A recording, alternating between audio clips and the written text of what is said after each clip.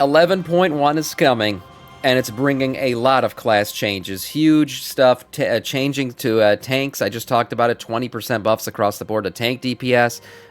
Tons of nerfs and changes to other classes. 75% buffs to some. Huge last-minute changes and class buffs. Let's get into this real quick. 11.1's big class changes ahead of the Season 2 release. Hey folks, this is Kalani. Patch 11.1 finally has an official release date. We also know when various seasonal content will become available in the patch, and there are some big last-minute buffs and nerfs for several classes and specs, and also for endgame content options. There's also yet another fix coming through for some Plunderstorm bugs, so there's a lot to talk about in this week's WoW News video. Now before we jump in, be sure to hit that like button and subscribe so you never miss another video. First up this week, we finally have an official release date for patch 11.1. Yay. The new patch will go live on February 25th, so that's just under 2 weeks away. If you still have any last minute achievements or seasonal rewards that you want to get your hands on, that's going to be your deadline. For anyone just chilling and waiting until some new content comes our way, the wait is almost over. Patch 11.1 will be introducing a boatload of new content to sink our teeth into, and there are a whole bunch of changes to end. Does anybody feel like we're in almost like a WOD lull right now? I feel like this last patch has been the longest patch we've had in a long time. I don't know if that's like scientifically true or accurate, like in terms of, but I just feel like this patch in particular dragged its dick towards the end. I feel like we've had like about a month now where I feel like I have nothing to do in the game. Seasonal content to make it more accessible and give you more reasons to take part in things like delves, Mythic Plus dungeons, and even the new raid. Season 2 will start up a week after the patch launches on March 4th, so we'll get the new zone and all the content that goes with it, like the Drive Mount, Renown rewards, Cartel contracts, story quests, the new delves, some of the delve updates, the character select screen changes, you know, all that good stuff on February 25th, and then the higher item level rewards and new seasonal content will become available with the new season. Very good. So that's going to be the new raid, Mythic Plus dungeons, higher tiers of delves, world bosses, and pretty much anything else that rewards higher item level gear.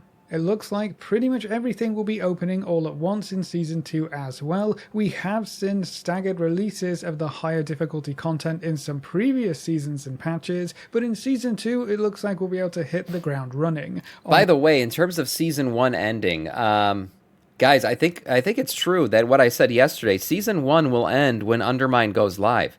You will not be able to run Mythic Pluses still from Season 1 after the 25th of February. I feel like you guys were, who was it, Tidewell was ripping me at my ass in chat talking about I don't know shit. It's not going to go all the way until Season 2. Season 2 goes live on March 5th, but Season 1 will end on on February 25th when Undermine goes live. That's how it always works. Then you have that 1 week where you can do like, heroics and shit. It hasn't been, but it feels like it is because it's straight after the anniversary patch. Oh, yeah, well, yeah, you're talking about how long it's felt? On March 4th, the new raid will open up on normal, heroic, mythic, and LFR difficulties. Only the first wing of LFR will be available, but that means every difficulty will become active all at once. The second raid Finder wing comes out on March 11th, the third is going to be on March 18th, and then the last wing opens up on March 25th. So there's only 1 week between each of the LFR wings as well, which is great to see. Good, yeah. With the Mythic raid being available right away, that should mean there will be no limits on Mythic Plus dungeon progression and rewards, and no limits on delve progression and rewards as well. So everything, even the highest item level rewards from every endgame system, should be available as soon as March 4th rolls around. So your only limit is going to be how quickly you can gear up and clear that content. There it is. Now, patch 11.1 may be right around the corner, but that's not stopping the dev team from squeezing in some last-minute changes, including some huge buffs and nerfs for various classes and specs. Okay, so here's the buffs and nerfs. I did want to say, though, the one thing, yeah, this is the big one. This was supposed to be here. Let me drop this out of the way. Right here. Yeah. So all abilities increase by 20% for blood decay, and this is going to be something that you see in common for all the tanking classes across the board. All the tanking specs are going to see big damage buffs, and this is supposed to be Blizzard's answer to the big-time aggro issues that tanks are having right now. And you guys always say I suck for losing aggro playing as a blood decay. It's an issue right now because we have not been able to keep up with the exponential growth of regular DPS classes out there, and already we hit like limp dick noodles We can barely fucking keep ourselves alive because the Blizzard's a nerf tanking into the ground. So this has been an issue. Now, do I wish Blizzard addressed aggro issues directly and just created, better aggro holds for tanks? I do. But I guess this is their way to keep up with it, is to just buff DPS across the board for tanks.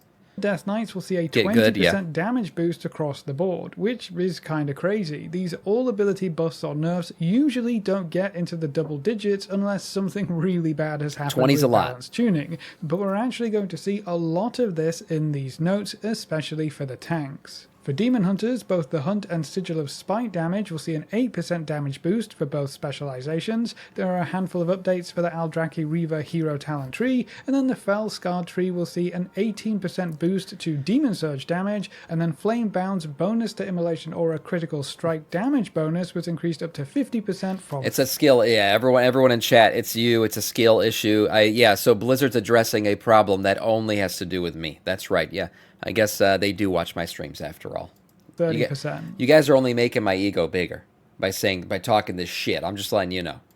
For Havoc specifically, they're clearly going to see a 5% damage boost across the board for all of their abilities, so that's a nice starting point, but then Blade Dance will see a further 33% increase, Immolation Aura will see a 12% damage boost, and then their 4-set bonus was doubled up to 2% crit per stack, up from 1% per stack, and then Vengeance will see the same 20% damage buff for all of their abilities, and Demon Surge damage will be reduced by 10% instead of 20%. One thing I'm wondering is Vengeance Demon Hunter going to be the meta tank again? It's prop pally right now, but with this boost on damage, could be Vengeance again, because Vengeance just naturally has a quicker run pace if they're doing enough damage. So some pretty sizable buffs for Demon Hunters just before the patch goes live. Druids aren't going to be left out of the big tank buffs. Guardian will also see a 20% damage boost to all of their abilities as well. Evokers have some quick updates this week too, but it's not good news for the augmentation Evokers, I'm afraid. Rumbling Earth damage was reduced to 30% of Upheaval's damage, down from 50%, and both the 2-set and 4-set bonuses for 11.1 have been nerfed quite significantly. Blizzard is on a fucking mission to destroy augmentation Evoker. They do not like it being part of the meta. I wonder if they regret adding augmentation in the first place, because they've seemingly done nothing but nerf them since the expansion launched. They've just been trying to get them more even keel with everybody else, and they have not been able to do it. Imagine that. Imagine high-end key runners enjoy bringing a class with them that buffs their DPS across the board. Of course. They should have seen this coming when they freaking introduced this class into the game. It will be interesting to see how augmentation shapes up in this patch with the other significant changes to their overall playstyle. On the flip side, Devastation Evokers will see a 4% buff to all of their spell and ability damage. Not quite as huge as the 20% bonus that the tanks are getting, but any buffs are better than nerfs. Moving on, we come to the Hunters, which is a bit of a mixed bag. It looks like Beast Mastery will see some nerfs, including Beast Cleave and Kill Cleave effectiveness being reduced down to 80% from 90%. These are not a big deal. Beast Mastery is still going to be one of the best DPS specs in the game. They've been really good this entire expansion, and they're going to continue to be good in the next season, so I don't feel bad for them. The Wild now reduces the cooldown of Barb Shot and Kill Command by 25%, down from 50%, and then there are quite a few bug fixes thrown in for good measure.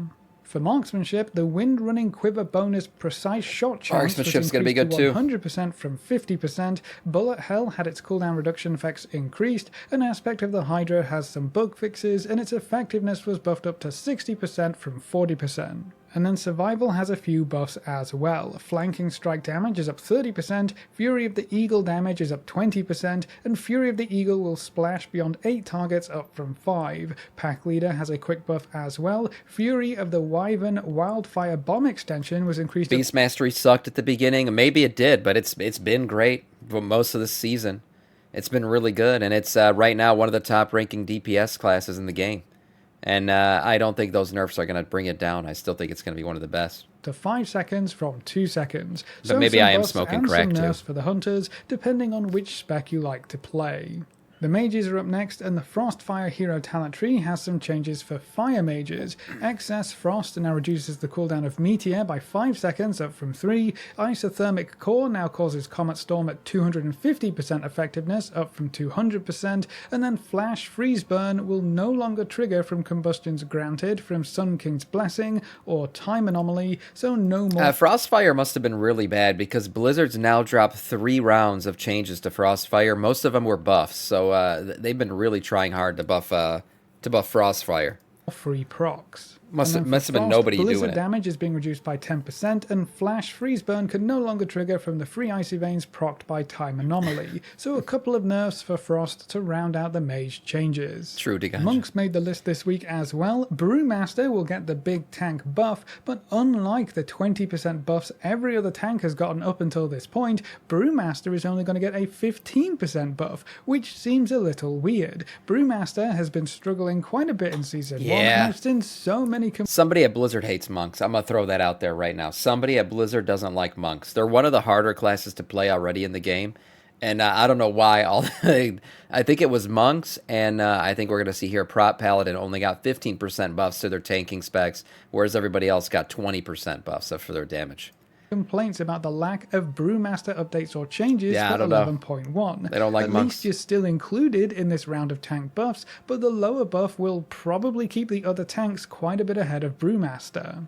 Mistweavers are also going to see some nerfs this week. Mastery Gust of Healing was decreased by 10%. Damn. Jade Bond was cut in half, down to a 20% bonus. Rushing Wind Kick was buffed up to a 150% bonus, up from 100%. But then Resplendent Mist was nerfed down to 60 and 120%, down from 75 and 150% bonuses. And then Manatee is going to refund 15% less mana as well. So it's not all good news for the monks, I'm afraid. Paladins are going to see quite a few buffs. For Holy, Beacon of Virtue had its mana cost reduced slightly. If we took a survey right now, I think of the most played class in the game, it'd have to be Paladin. It's got to be Paladin. I would say it's probably Paladin, and then maybe behind him is Hunter. I see a lot of Hunters right now in the game, and that's because all 3 of their specs are highly viable right now in terms of DPS. But man, Paladins, I mean, you want to heal, you want to tank, or you want a DPS, they're doing good. They're probably Retribution is the most behind. Holy and Prot are doing, I feel like, better than that. But my God, Protection Paladin right now is just so far and away the best tank in the game. It's ridiculous. But more and they're mana getting a for your 50% other spells buff. Will always be a good thing for any of the healers. Protection is going to see the same 15% damage boost as Brewmaster monks, which I still find to be Red a bit is doing weird, good numbers. considering just how dominant Protection Paladins have been throughout Season 1, especially towards the end. I am jelly. You'd think Brewmaster would get some more love, but as a Paladin player, I'm not going to complain that Protection is seeing some surprise, he's a Paladin player. Everyone is. Huge buffs alongside everyone else. Retribution has seen a few buffs this week as well. My God, Reckoning damage has been 75%. increased by 75%, so that might actually see some play in Season 2. And then Herald of the Sun has some buffs as well. Second Sunrise was buffed up to a 20% chance. You remember how I said that somebody at Blizzard hates monks? There's also somebody at Blizzard who just loves Paladins. They finger pop themselves all day to the thought of Paladins. It's very obvious. Cast Divine Storm and Hammer They're of just Wrath doing at great. 50% effectiveness, up from a 15% chance to cast it at 30% effectiveness, so we'll have a higher proc chance and more damage from the proc itself, and then Sun's avatar damage has been increased by 50%. Chris I'll Paladin, be interested to see if this is enough to bring Herald of the Sun back into the spotlight, even though hitting things with a big hammer is really fun. Then we come to the Shamans. Enhancement is going to see quite a few nerfs. Hot Hands duration is being reduced down to 6 seconds from 8. Ashen Catalyst will now increase Lava Lash damage by 8% per stack, down from 12%. Yeah, they're getting nerfed, but Enhancement Shaman, I believe, is the top DPS in the entire game right now. So this probably won't hurt them too much. And then, Hunter, what have I said a couple times now? Hunter, Rogue, and Shaman, all of their specs are extremely viable. All of them are doing really good in terms of the charts and what it's looking like. Lightning now increases the damage of Crash Lightning Even after by these 10% nerfs, per target they're gonna be struck, down fine. from 20%, so that bonus got slashed in half. Electrostatic Wager now increases the damage of Crash Lightning by 15% per stack, down from 18%, and then Chain Lightning damage has also been reduced by 15%. Wind Fury attack damage also saw a 10% nerf, but the new 4-set bonus was buffed up by quite a bit. Most of these nerfs seem to be targeted at enhancements AoE and cleave potential, so they might not do quite as well in Season 2. That's not all though. Stormbringer will see a 15% nerf to Tempest's secondary target damage, and Lightning Rod was nerfed down to 8% from 10%. A lot of nerfs. Pulse Capacitor will now increase the damage of Surging Totem Tremor by 18%, down from 25%, and Surging Totem Tremor damage was reduced by 10%, so even more nerfs for enhancement in the hero talent trees. And then we round out this week's class changes with the Warrior's good. Warrior, well, they haven't been good, but this is why they're getting all these buffs. If you're looking right now, before he even reads this, Warriors are getting buffed out the ass, and I feel like they need it, honestly. Right now, playing the game, just in general, I feel like I don't see Warriors anywhere. And it's because their DPS hasn't been good. In terms of tanking, they're one of the harder tanks to play in the game right now. And overall, none of their specs are really in a good place. So the only guys playing Warrior right now are the ones who only play Warrior. But this might help. Another huge round of buffs, including 20% damage increases for Mortal Strike, Overpower, Execute. Whirlwind, 40%. Arms Warrior was hitting like a fucking limp-ass pee-pee in terms of AoE. So yeah, they need this. And slam damage, and then Whirlwind is going to see a 40% buff to its damage done, so some huge buffs for their basic rotation abilities. Both hero talent trees will also see some buffs. For Colossus, Demolish damage has been increased by 30%, Practice Strikes will increase Mortal Strike and Cleave damage by 20% up from 15%, and then Arterial Bleed increases Rend and Deep Wounds damage by 5% per stack, up from 3% per stack. For Slayer, Opportunist increases the damage and crit strike damage of your next Overpower by 25%, up from 20%. Fury hasn't been left out here. They're going to get a 30% damage boost to Whirlwind and Onslaught, and then Mountain Thane will see... It's a common theme. Warriors were having trouble, honestly, with AoE. I think Fury was better at AoE than Arms, but I'm not a Warrior expert. But I know that Warriors were having trouble in AoE scenarios, and when it comes to Mythic Plus, when you're doing that, you're just not going to get invited.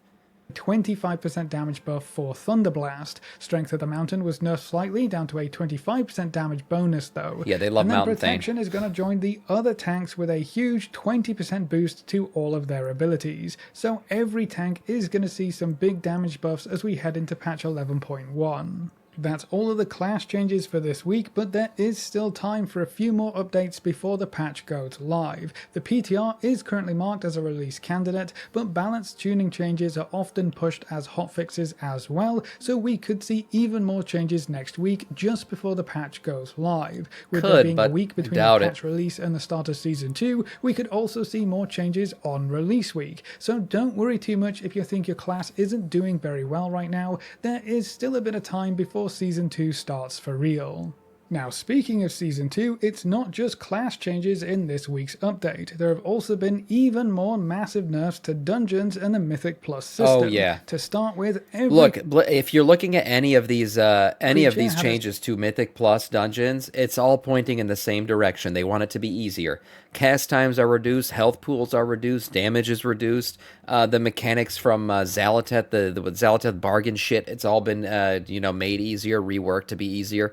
Overall, I think Blizzard got the message that Season 1 was a complete shit show. It was way too difficult for the items that you were getting and everything else. The ramp up in difficulty was way too hard.